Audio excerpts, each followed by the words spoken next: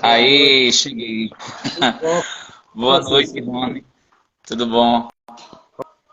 Como vai você? Tudo certo? Tudo certo. Eu tive que ir aqui mudar aqui o local onde ia fazer a live porque tive um problema com a internet, mas já consegui aqui chegar a tempo. Conseguiu? Precisa de alguma coisa mais assim? Tá Não, tá tudo tudo certo? tranquilo agora. Que bom. Tudo certo. Seja bem-vindo, viu, Francisco? Gratidão por ter aceito o convite. Tão perto, não é uma live da outra, mas eu digo, vou aproveitar que tem essa vaga hoje e convidá-lo. Seja bem-vindo à live Conversando Abobrinha. A gente conversa coisa séria, brinca e vai ser bem tranquilo. E vamos conhecer um pouco mais de Francisco, que eu sei que nasceu na, na Paraíba e mora até hoje na Paraíba. Sim, nasci na cidade de Alagoa Grande, que é uma cidade próxima onde atualmente eu cresci e vivi toda a minha vida, que é Alagoinha, uma cidade vizinha.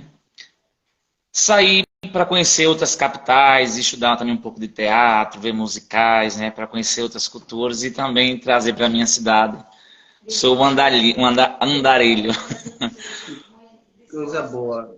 Você foi lá, saiu da sua área, da zona de conforto, foi conhecer coisas novas e trouxe de volta para a sua terra. E isso foi preciso porque na minha cidade não existia grupos de teatro. Na minha infância eu lembro que existia sim um grupo de teatro e dança que chamava Boneca de Pano, né? Depois desse grupo surgiu uma quadrilha, mas com o tempo, com o passar do tempo, ele parou de existir. Então, assim, foi também uma das minhas primeiras referências com arte, com teatro, com dança. E eu precisei sair para estudar fora, para buscar conhecimento, aprender a dançar, aprender a atuar, enfim, né? Porque a gente era muito escasso desse tipo de... Existia sim, assim, as danças populares, né? Que os nossos avós dançavam, a ciranda, o coco de roda. Então, isso, circo quando vinha para a cidade. Então, isso alimentava muito o meu imaginário, né? Então, eu precisei sair para fora. Festa junina, quadrilha, Isso. né? Inclusive, eu passei eu acho que acredito uns 10 anos também, trabalhando com quadrilha, como marcador, coreógrafo. O último festival que eu participei, a gente participa de uma competição que é na região, que sai 3 quadrilhas para competir no Paraibano. Então, da última vez que eu participei, isso faz uns 3 anos, é a quadrilha Explosão Matuta, aqui de Alagoinha. A gente ficou em terceiro lugar, como a melhor do Brejo. Ganhei como melhor marcador. A gente foi competir no Paraibano. Foi assim, um evento lindo. Parei de fazer quadrilha, porque também assim, a gente come muito tempo nosso, né? São 6 meses de dedicação. E eu precisei alçar outros voos, né? Buscar outras coisas para trazer para minha arte. Então eu dei uma pausa em quadrilha. Me diga uma coisa, você fala com a experiência já de que é uma pessoa que viveu muitos e muitos anos. Com essa cara de menino, você já tem toda essa experiência. Cara de menino, cara de... Eu já tenho já 37 anos, comecei cedo na, nesse mundo artístico, desde os meus 14 anos, que eu gostava de dançar, fazer trabalhos voluntários, né? Eu falei recentemente numa live que eu comecei fazendo teatro na escola, eu assistia muito o Video Show, que era um programa da TV Globo, e eu amava assistir os bastidores, né? De como os atores estudavam, como o diretor. As falhas. Isso, então,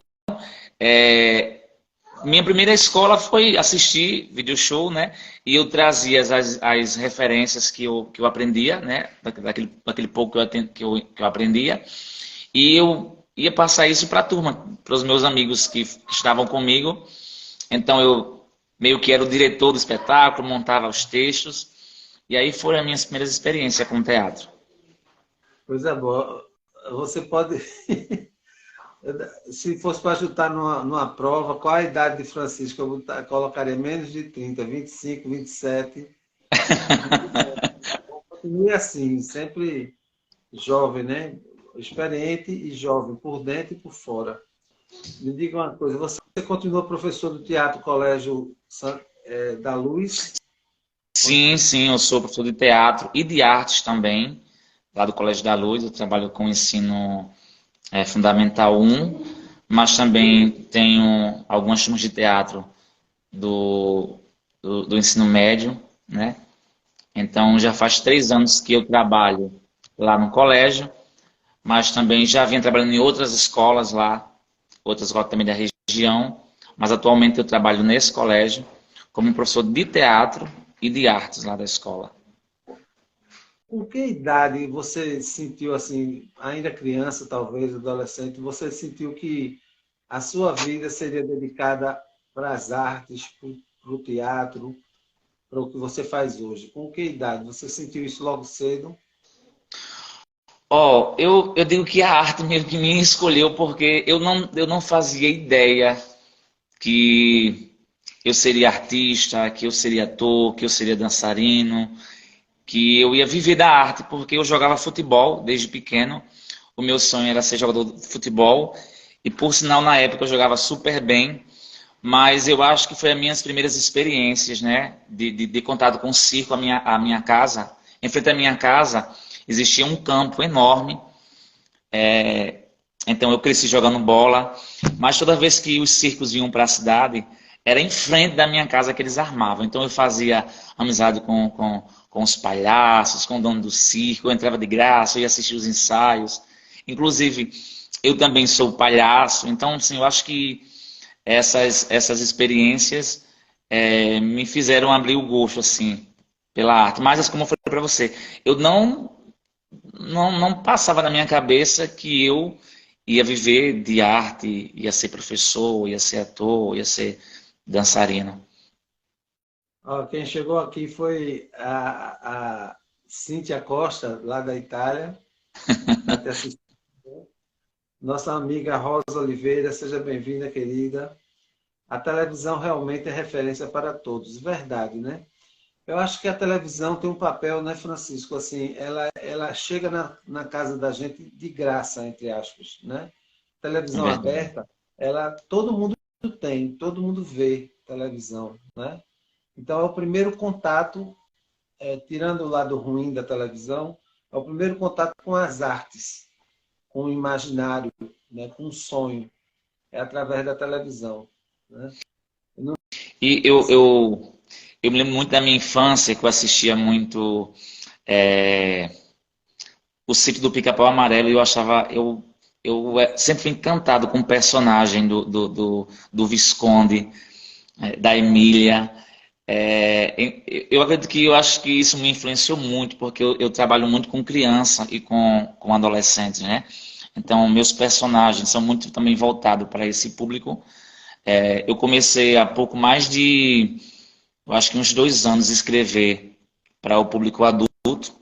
Eu tenho uma peça que também fazem parte das minhas lembranças, que é sobre a vida cigana. O meu avô tinha um sítio quando era moleque, muito pequeno, e eles iam muito para. Ficavam, sempre que vinham, eles ficavam nas terras do meu avô. E quando os ciganos vinham, né, o pessoal tem aquele costume de dizer, vamos esconder as galinhas para não roubar, vamos. é, E eu escrevi como muita gente os tratava como ladrões, né? isso. E eu escrevi eu acho que é o meu primeiro romance, que eu escrevo uma peça, inclusive eu estou para finalizar ela, que conta a história de uma cigana chamada Rosicléa. Ela é uma cigana espanhola e ela é acusada de roubo na cidade, no meio da feira, né? Porque, na verdade, o delegado da cidade, ele se apaixonou por ela, então ele meio que criou um plano para jogar a culpa e ela ficar presa. Só que aí aparece um artista, um palhaço de rua, que tenta provar a inocência dela. Então, a trama acontece em torno dessa cigana e desse palhaço, que é o Quirino, né? Que eu pretendo montar esse texto para brevemente estrear, rodar aí pelos palcos do Brasil. Coisa boa. Você com certeza vai ser um sucesso. Aquilo que a gente faz com amor, com dedicação e carinho, com certeza tem mais chance de ser sucesso. É verdade. Seus personagens, Francisco, você fala personagem, você se caracteriza ou são bonecos, fantoches que você traz? Você trabalha com isso? Como é? Olha, eu acho A caracterização, como é feita? isso. Sempre que. Pronto, eu trouxe para você, para mostrar para você, um dos personagens que eu usei no último espetáculo, que é Raízes Meu Brejo, onde a gente contava a história, né, da nossa cidade, os seus festejos, através da poesia, do teatro, da música. E eu trouxe um dos chapéus, deixa eu mostrar aqui para você. Inclusive, eu vou usar. Ele é feito de palha, vou mostrar todos os detalhes. Ele é feito de palha, tá vendo? Todo revestido com tecido. Aí tem os traços da fita, como se fosse a linha. Tem botões. Porque, na verdade, a gente meio que costura uma história num espetáculo. Não sei se você chegou a ver um pouco dele, né? Então, eu vou pesquisando os traços, as vestimentas, as características. Então, eu meio vou aqui pensando, né? O corpo brincante desse ator, o corpo do ator, pronto. Eu, como Júnior, né? Eu tenho as minhas manias. Então, eu procuro trazer algo diferente para o personagem. Um exemplo, né? Eu escrevo com a mão direita. Então, se ele for ter que mexer alguma coisa, eu sempre começo pela mão esquerda para trazer um traço diferente e se distanciar um pouco de quem eu sou para tornar, né, esse personagem mais vivo no meu corpo. Então, tem outro personagem também, que é um palhaço. Vou mostrar para você. Ele é feito com... Aqui por trás, vou mostrar um pouquinho. Ele é uma bola. Eu aproveito muito, trabalho muito nesse caso. Ele é uma bola que era furada. Eu abri a bola, fiz uns pomponzinhos de lã. Aqui é ferro com papelão coberto com tecido e se transforma em uma peruca de palhaço.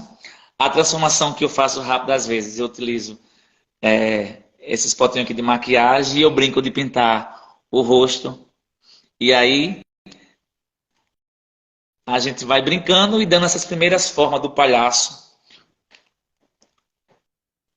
E eu faço essa investigação para ir criando os meus personagens, os personagens dos personagens das histórias que eu crio. E as crianças ficam encantadas, né, com essa transformação. Você já chega pronto. Chego pronto. Tem espetáculos em escola que eu monto todo o cenário e quando as professoras, diretora, colocam as crianças no pátio, eu boto uma musiquinha bem legalzinha e aí eu começo a mostrar como o ator se transforma num personagem, porque tem muitas crianças que têm medo de palhaço. Mas por incrível que pareça, eu já trabalho já há um bom tempo, são poucas crianças que têm medo dos palhaços que eu monto, da minha equipe também, que a gente faz muito trabalhos, né, com palhaços, mas eu acho que quando elas conseguem perceber, né, a transformação muitas das vezes também, eu levo a maquiagem para a criança, passar o dedo na maquiagem e fazer o nosso nariz. Então, muitas das vezes a gente não usa nariz, a gente faz só a pintura.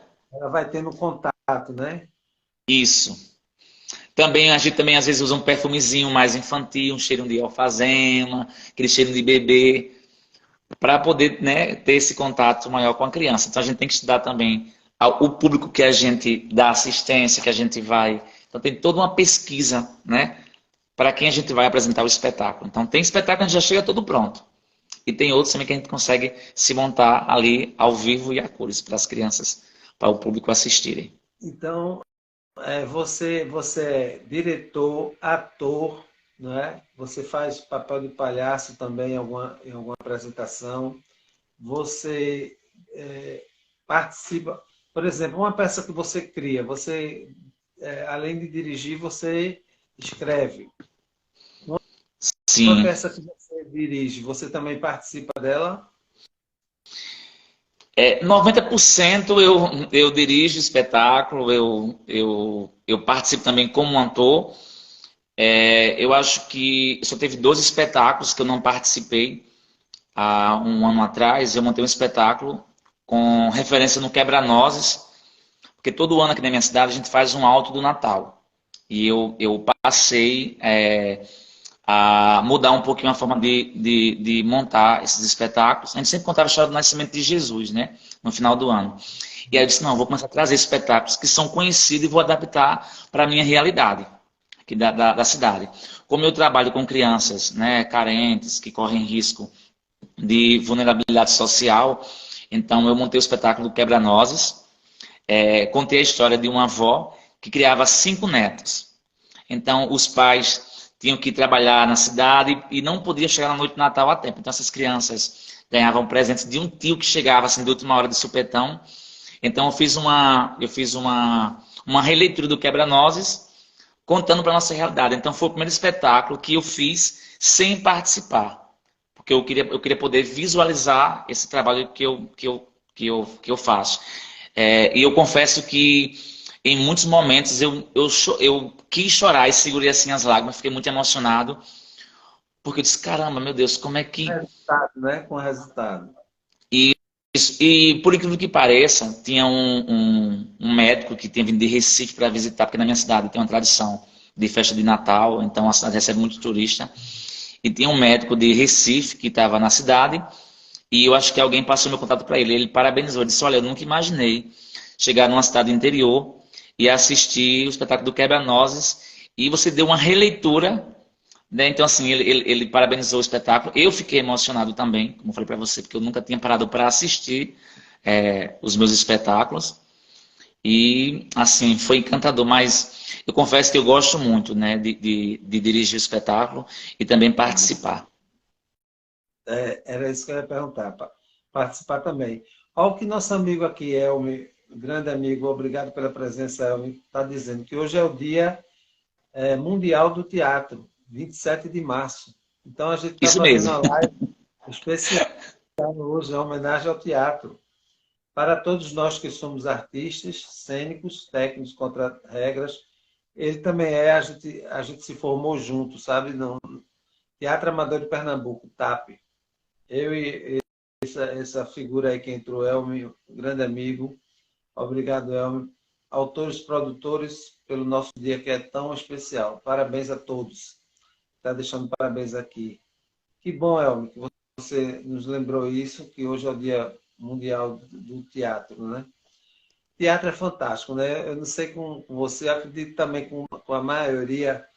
Existem dois momentos na vida da gente que faz teatro e se forma em ator de teatro. Um é antes de fazer o curso e outro é depois de fazer o curso, né? A gente se transforma para melhor em muita coisa, né?